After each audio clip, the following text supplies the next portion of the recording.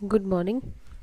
B A first year political science political thinker पे आज हम डिस्कस करने जा रहे हैं राजा राम मोहन राय के धार्मिक विचार। धार्मिक विचारों के अध्ययन में राजा राम मोहन राय ने संसार के कई विभिन्न धर्मों का तुलनात्मक अध्ययन किया था और उन धर्मों की सभी मान्यताओं के विवेकपूर्ण परीक्षण के बाद उन्होंने अपने धार्मिक विचारों को निर्धारित किया। यही वजह है कि उनके धार्मिक विचारों में हमें हिंदुत्व, इस्लाम व ईसाईयत, बौद्ध धर्म के विचारों का अद्भुत समन्वय दृष्टिगत होता है। अनेक अन्य धर्मों के प्रभाव के पश्चात भी यह कहा जा सकता है कि राजा राम मोहन राय के विचारों का मुख्य आधार भारतीय उपनिषद और उसमें भी अद्वैतवाद था। धर्म के प्रति उनका विवेकवादी आग्रह उनकी इस प्रवृत्ति से परिलक्षित होता है कि वे प्रत्येक धर्म के मिथ्या आडंबरों की समान रूप से आलोचना करते थे। उन्होंने कहा कि एक सीमा तक एक मिथ्याचार निरपवाद सभी धर्मों में विद्यमान है। एक सीमा तक मिथ्याचार निरपवाद सभी धर्मों में विद्यमान है। इसका मतलब यह हुआ कि सभी धर्मों में कहीं ना कोई मिथ्या है या गलत बात है। उन्होंने धर्मों के तुलनात्मक अध्ययन के पश्चात धर्म की जो सार्वभौम मूल्य स्वीकार किए थे वे थे एकमात्र सृजनकर्ता में विश्वास करना, आत्मा के अस्तित्व के विश्वास और ऐसी पालू की स्थिति की कल्पना जिसमें व्यक्ति के लौकिक कार्यों के लिए उसे पुरस्कृत व दंडित भी किया जा सके। पहला जो विचार है उनका वो है अद्वैतवाद का समर्थन और बहुदेववाद का विरोध। राजा राम मोहन राय ने तार्किक ढंग से कहा कि विश्व को एक सर्वशक्तिमान आध्यात्मिक सत्ता संचालित करती है और वो जो सत्ता है वो उदार और मानव मात्र के लिए मंगलकारी है। उन्होंने ईश्वर की एकता के सिद्धांत को अपने धार्मिक दर्शन का केंद्र तत्व बताया। उन्होंने कहा कि ईश्वर की एकता का सिद्धांत उपनिषदों में व्यक्त अद्वैतवाद व कुरान में ईश्वर की एकता की धारणा दोनों से प्रभावित है। न्यू टेस्टामेंट की नैतिक शिक्षाओं व धार्मिक विषयों की अभिव्यक्ति की सरलता से तो वे प्रभावित हुए, किंतु त्रिदेव दर्शन को उन्होंने स्वीकार नहीं किया। राजा राम मोहन राय को सत्य की अनुभूति व मानवीय मूल्यों की स्वीकृति पर विश्वास था। उनका मानना था कि धर्म एकांत आराधना का नहीं अपितु मानव की सच्ची सेवा करने का सार्थक माध्यम है।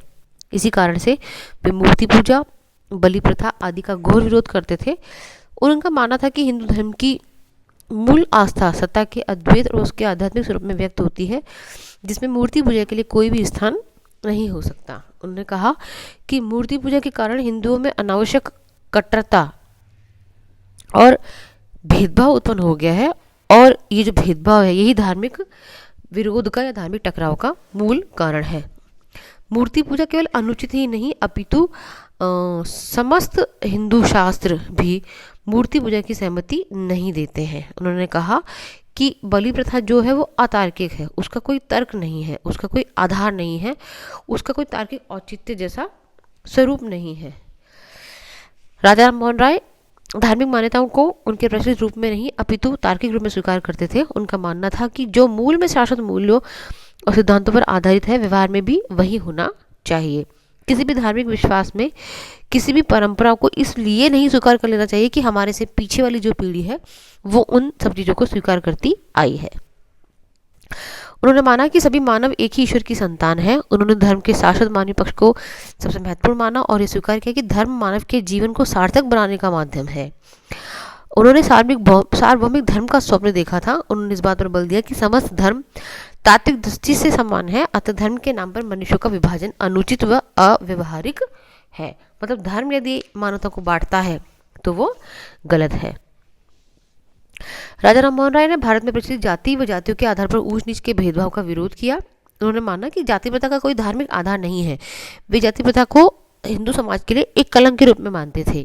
उन्होंने कहा कि अंतर्जातीय विवाह आप प्रारंभ कर दीजिए तो ये जातीय ऊंच नीच की जो भावनाएं हैं वो स्वतः स्वाभाविक ही समाप्त हो जाएंगी। राजा राम मोहन राय ने सती प्रथा का विरोध किया और पुनर्विवाह का समर्थन किया। उन्होंने मानवीय पक्ष को देखा और ये माना कि सती के नाम पर औरत को जला दिया जाता है या मार दिया जाता है। 1811 में जब उनके बड़े भाई श्री जगमोहन की मृत्यु हुई तो उनकी भाभी को बलपूर्वक उनके भाई की चिता पर बिठा दिया गया। इस घटना से प्रेरित होकर के उन्होंने इसके विरोध में कानून निर्मित करने पर बल दिया और कानून निर्मित भी करवाया। उन्होंने कहा कि विधवाओं की स्थिति भी समाज में बहुत कष्टदायी है। उनको किसी भी तरह के धर्मशास्त्र को पढ़ने का अधिकार नहीं है, उनको एक नॉर्मल ज़िंदगी जीने का अधिकार नहीं है। तो उन्होंने कहा कि यदि कोई किसी स्त्री का पति मर भी जाता है तो किसी व्यक्ति या प्रौढ़ व्यक्ति के साथ में उसका विवाह कर देना चाहिए ताकि वो अपनी ज़िंदगी को जी सके।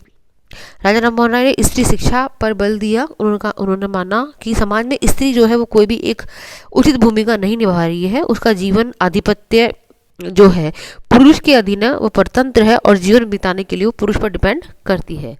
तो उन्होंने कहा कि यदि ये डिपेंडेंसी बनी रहेगी तो देश का विकास भी नहीं होगा और समाज का विकास भी नहीं होगा। उन्होंने महिलाओं को पुरुषों के समान शिक्षा दिए जाने का बल दिया और यह कहा कि कोई भी पुरुष जो है वो पहली पत्नी के जीवित होते हुए दोबारा शादी नहीं कर सकता है। तो उन्होंने हिंदू उत्तराधिकारी विधि पर आधारित स्त्रियों के प्राचीन अधिकारों को आधुनिक रूप में स्वीकार किया और कहा कि वह संपत्ति की भी उत्तराधिकारी है।